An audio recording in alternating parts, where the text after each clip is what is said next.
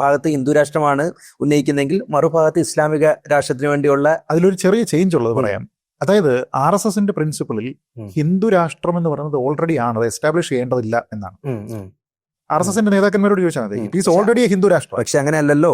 അല്ലല്ല, അങ്ങനെ നമ്മുടെ മതേതരത്വ ജനാധിപത്യ രാജ്യമല്ലേ. ഒരിക്കലും നമ്മുടെ ആ ഹിന്ദു എന്ന് പറയുന്ന ഇവിടുത്തെ കൾച്ചറാണ്.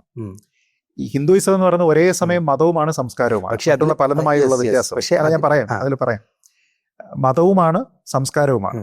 അപ്പൊ അതുകൊണ്ട് എന്ത് ചെയ്യും, ഈ ഹിന്ദു എന്ന് പറയുന്ന ഒരു ലാർജർ അംബ്രല്ലയുടെ ഉള്ളിലേക്ക് സിഖ് വരാറുണ്ട്, ജൈൻ വരാറുണ്ട്, ബുദ്ധിസ്റ്റ് ഇതുമായി ബന്ധപ്പെട്ട നിയമങ്ങളെല്ലാം വരുന്ന സമയത്ത് ബൈ ഹിന്ദു എന്ന് പറഞ്ഞു കഴിഞ്ഞാൽ നിയമപരമായിട്ട് പോലും മറ്റുള്ള മതങ്ങളെ കൂടി ചേർക്കുന്നുണ്ട്. എന്ന് വെച്ചാൽ അതിന്റെ പ്രത്യേകത അത് ഈ ലാൻഡിൽ ഉണ്ടായ സംഭവങ്ങളാണ്. ക്രിസ്ത്യൻ പുറത്തുനിന്ന് വന്നതാണ്, ഇസ്ലാം പുറത്തുനിന്ന് വന്നതാണ്. അപ്പൊ ഇതുപോലെ അല്ല എന്നുള്ളൊരു സംഭവമുണ്ട്.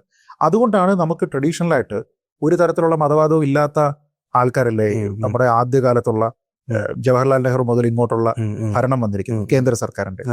നമ്മുടെ മിലിറ്ററിയുടെ റെജിമെന്റിന്റെ ഉൾപ്പെടെയുള്ള സ്ലോഗനുകളായാലും വാർ ക്രൈ ആണെങ്കിലും ഒക്കെ തന്നെ ഇന്നോ ഇന്നലെയോ അല്ലേ, ഇപ്പൊ രാജാ രാമചന്ദ്ര കി ജയ് എന്ന് പറഞ്ഞിട്ടുള്ള മുദ്രാവാക്യമുള്ള നമ്മുടെ റെജിമെന്റുകളുണ്ട് അല്ലെ.